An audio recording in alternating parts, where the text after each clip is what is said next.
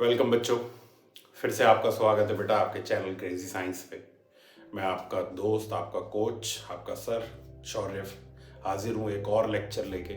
और आज हम लोग क्लास 10th की बायोलॉजी शुरू करने वाले हैं। ठीक है, फर्स्ट चैप्टर से हम लोग शुरुआत करेंगे। बायो के केमिस्ट्री हम लोग फर्स्ट चैप्टर कवर कर चुके हैं।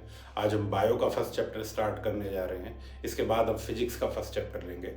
ठीक है, तो शुरुआत करते हैं without any delay with our very first chapter of biology, that is life process. Life process जो कि फर्स्ट चैप्टर है आपका बायोलॉजी का बेटा, बहुत ध्यान से देखेंगे। बहुत इजी आपका चैप्टर है, कुछ ऐसा टिपिकल नहीं है इसके अंदर। लाइफ प्रोसेस की बात करते हैं तो सबसे पहला क्वेश्चन आता है कि लाइफ प्रोसेस है क्या। तो जो भी डेली एक्टिविटीज आप अपनी लाइफ में करते हो that are essential for living, those are called life process. आई बात समझ में? Activities that we perform in our daily life and are essential for living are called life process. आ रही है बात समझ में? अब इसके अंदर डेली एक्टिविटीज का मतलब ये नहीं है कि स्कूल जाना, ऑफिस जाना, इसकी बात नहीं कर रहे हम लोग। हम बेसिकली लाइफ प्रोसेस के अंदर किन एक्टिविटी की बात करते हैं। मेनली जो हमारी एक्टिविटी आती है बेटा, वो सबसे पहली एक्टिविटी है, वो क्या है? न्यूट्रिशन। आप सभी को पता है nutrition is very much essential for living. ठीक। सेकंड जो एक्टिविटी है वो है आपकी रेस्पायरेशन। ठीक। भाई न्यूट्रिशन के अंदर you simply learn how to eat food, food को खाना। ठीक। रेस्पायरेशन, अब फूड खाया है तो किस लिए खाया है? जिससे कि उससे एनर्जी मिले। ठीक है, रेस्पायरेशन। इसके बाद जो हम नेक्स्ट इस चैप्टर के अंदर पढ़ने वाले हैं वो हम पढ़ेंगे बेटा ट्रांसपोर्टेशन। ठीक। फूड का ट्रांसपोर्ट बॉडी में, वाटर का ट्रांसपोर्ट, मिनरल्स का ट्रांसपोर्ट, गैसेस का ट्रांसपोर्ट, ये सब कुछ हमें इस चैप्टर के अंदर पढ़ना है।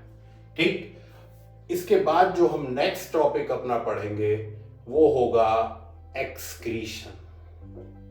ठीक। तो बेसिकली जो फर्स्ट चैप्टर है आपका लाइफ प्रोसेस, उसके अंदर आप ये चार चीजें पढ़ने वाले हैं: न्यूट्रिशन, रेस्पायरेशन, ट्रांसपोर्टेशन और आपका एक्सक्रीशन। ठीक है। अच्छा, एक क्वेश्चन जो यहां पे पहले बोर्ड में आ चुका है, वो क्वेश्चन ये बनता है कि हाउ कैन यू से that a person is alive। भाई आप कैसे कह सकते हो कि कोई आदमी जिंदा है कि मरा हुआ है? ठीक है, तो क्या आंसर होगा? जिस पर्सन के अंदर, जिस इंसान के अंदर ये चारों प्रोसेस चल रहे हैं उसको हम जिंदा मानते हैं, और जिसके अंदर ये चारों प्रोसेस नहीं चल रहे उसको हम डेड मानते हैं।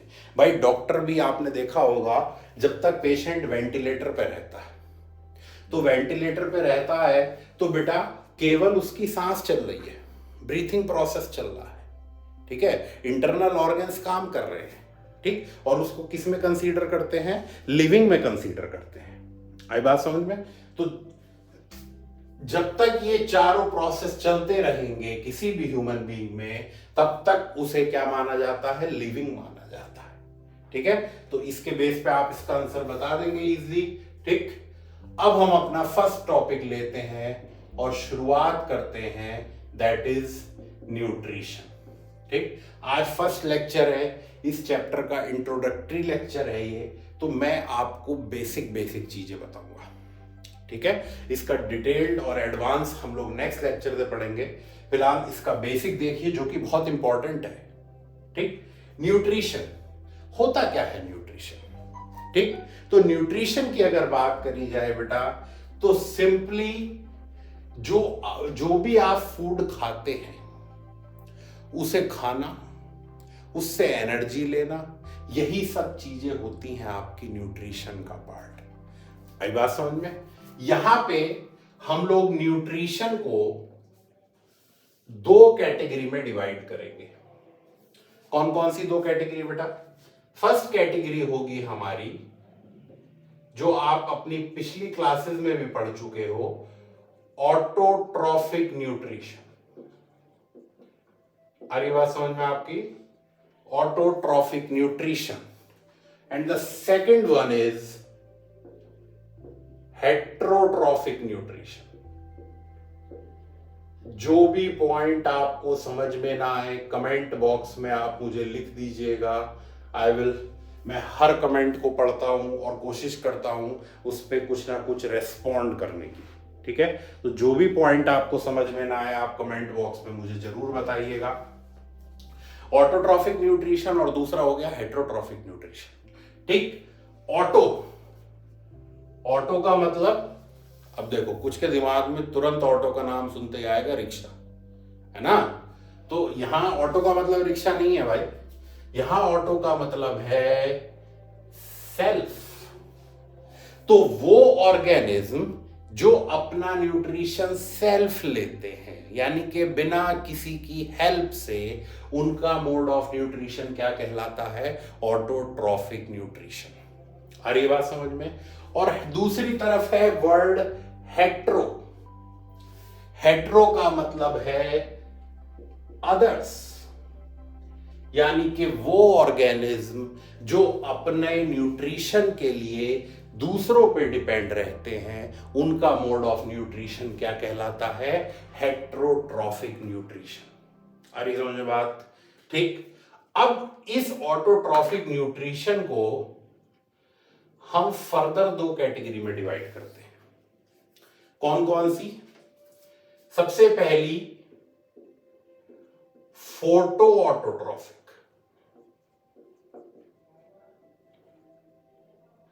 ऑटोट्रॉफिक ये वही वाला है, खींच मेरी फोटो, खींच मेरी फोटो, है ना।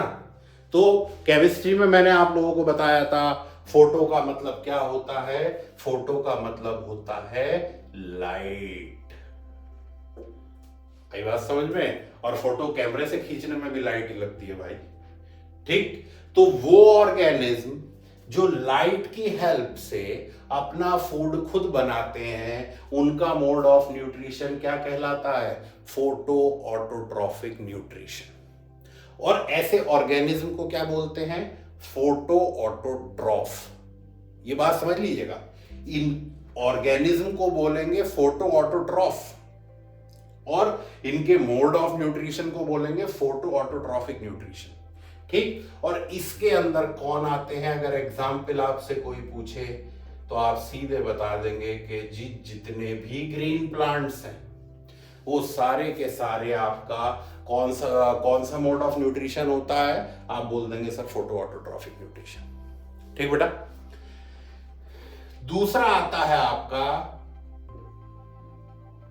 Chemo autotrophic nutrition.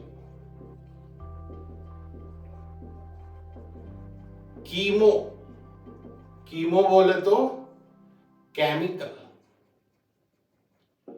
यानी कि वो ऑर्गेनिज्म जो डिफरेंट केमिकल्स की हेल्प से अपना फूड खुद बनाते हैं, उनका मोड ऑफ न्यूट्रिशन कहलाता है कीमो ऑटोट्रॉफिक न्यूट्रिशन। और आप जानते हैं ऐसे कौन हो सकते हैं?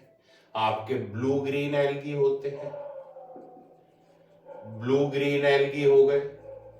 आपका नाम सुना है आपने लैक्टोबैसिलस, दही जो जमाता, ठीक है। आपने राइजोबियम हो गया, ठीक है बेटा। तो ये सभी जो आपके, बल्कि ब्लू ग्रीन एल्गी को इसमें रहने दो, ठीक है। आप यही दोनों नाम याद रखो, ठीक। लैक्टोबैसिलस आप याद रखिएगा, राइजोबियम याद रखिएगा, ठीक। लैक्टोबैसिलस आपको पता है कर्ड फॉर्मेशन में हेल्प करता है, मिल्क से कर्ड बनाता है। राइजोबियम जो एटमॉस्फेयर से नाइट्रोजन, जो एटमॉस्फेरिक नाइट्रोजन है, उस नाइट्रोजन को किस में कन्वर्ट करता है, नाइट्रेट में कन्वर्ट करता है, ठीक है।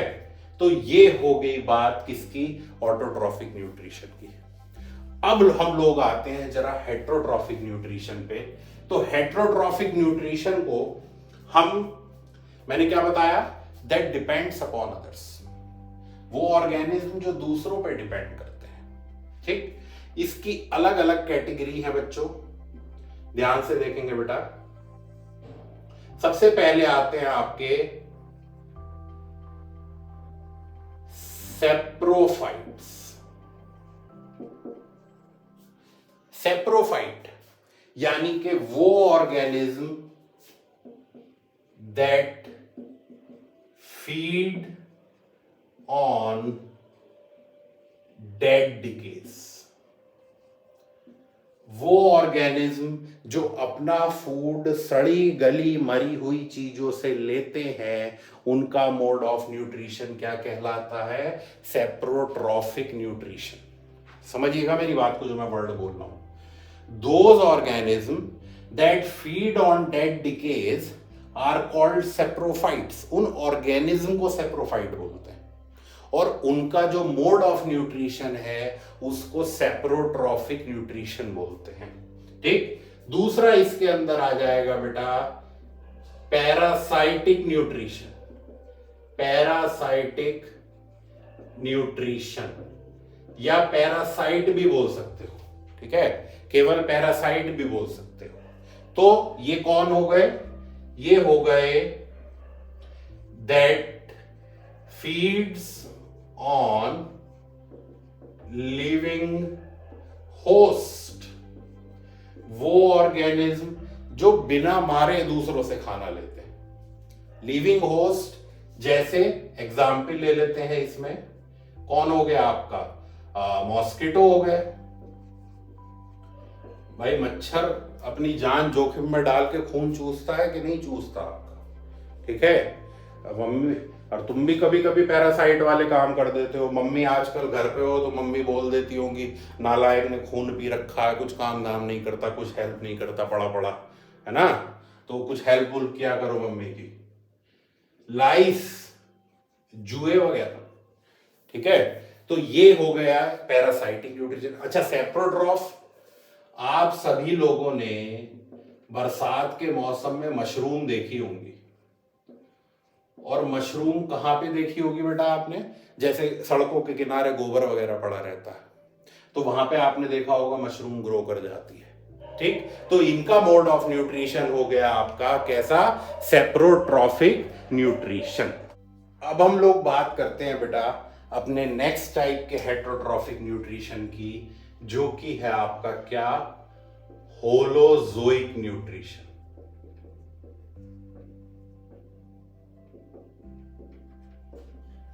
होलोजोइक यानी कि वो ऑर्गेनिज्म जो कंप्लीट फूड खाते, दैट ईट्स कंप्लीट फूड। जैसे हम लोग ह्यूमन बींग्स, जितने भी मोस्टली आपके बड़े एनिमल्स, ठीक है, सभी आपका एग्जाम्पल आप ले लीजिएगा, आप ह्यूमंस ले सकते हो। और अच्छा, ऐसा कोई जरूरी नहीं है कि केवल बड़े ऑर्गेनिज्म आएंगे होलोजोइक की कैटेगरी में। अमीबा भी आपका कैसा मोड ऑफ न्यूट्रिशन शो करता है, holozoic nutrition. That means they eat complete food, ठीक। इस होलोजोइक न्यूट्रिशन को हम फिर से 3 कैटेगरी में डिवाइड करते हैं। सबसे पहला हर्बीवोर, नाम से ही आपको पता है कौन, जो कि क्या खाते हैं, हर्ब्स खाते हैं, घास, पेड़ पत्ते, ठीक है। और एग्जाम्पल अगर आपसे पूछे तो डियर हो गया, काऊ हो गया, बफेलो हो गया, और ईटीसी तो हो ही गया, ठीक। इसके अलावा सेकंड आ गया आपका कार्निवोर, और कार्निवोर में कौन हो गए बेटा? दैट ईट्स फ्लैश, जो कि फ्लैश खाते हैं, मीट खाते हैं, ठीक। और थर्ड हो गए आपके ओमनीवोर। ओमनीवोर यानी कि कौन? That eats both herbs and flesh. आई बात समझ में? तो इस तरीके से हमने न्यूट्रिशन को अलग अलग कैटेगरी में डिवाइड करा, ठीक है। तो ये आज का लेक्चर था हमारा। इसके अंदर हम लोगों ने ये पूरा पढ़ा न्यूट्रिशन का पार्ट, मैंने इसके बेसिक्स बताया आपको। अब अगले लेक्चर में हम लोग पढ़ेंगे ऑटोट्रॉफिक न्यूट्रिशन, और जो हमें डिटेल में पढ़ना है वो पढ़ना है न्यूट्रिशन इन प्लांट के बारे में, ठीक है बेटा। न्यूट्रिशन इन प्लांट के बारे में हम डिटेल से पढ़ेंगे, ठीक। आज का लेक्चर यहीं हम कंप्लीट करते हैं, ठीक है। घर पे रहिएगा, अपना ध्यान रखिए, अपने पेरेंट्स का ध्यान रखिए, अड़ोसी पड़ोसियों का ध्यान रखिए, और मम्मी पापा को परेशान मत करिएगा। Good day, take care.